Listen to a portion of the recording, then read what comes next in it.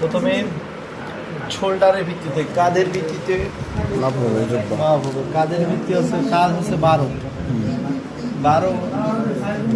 12টায় এতে এক ভাঁজ করে, আবার ডবল এক ভাঁজ করে 12 নিলে আরেক ভাঁজ 4 ভাঁজ করে নিতে হবে, 6 হবে তখন।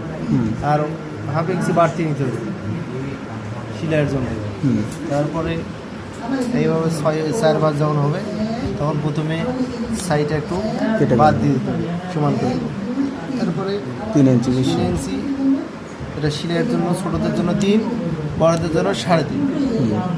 এটা হচ্ছে সেলাইয়ের জন্য রাখতে হবে নিচের সাইড। এখান থেকে মূল লম্বা ধরতে হবে।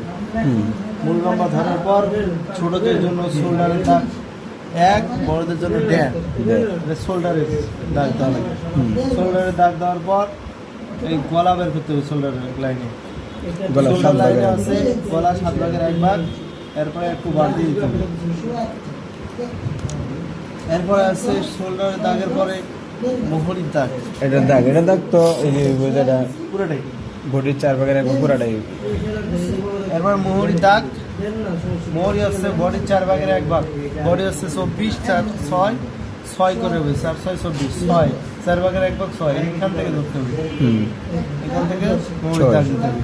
তারপরে ছোটদের জন্য পকেট 5 অথবা 4।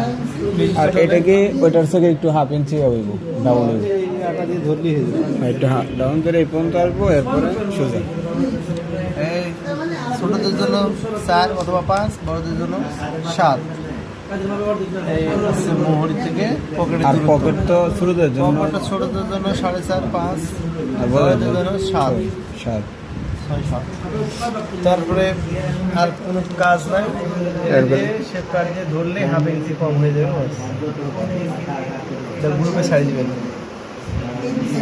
আচ্ছা, আর এটা তো যে রাউন্ডের কোনো এও লাগে না, যে আমরা যেরকম পাঞ্জাবির ক্ষেত্রে একটা রাউন্ড শেপ দিই না, এটার মধ্যে তো এটা লাগতেছে না, ঠিক না?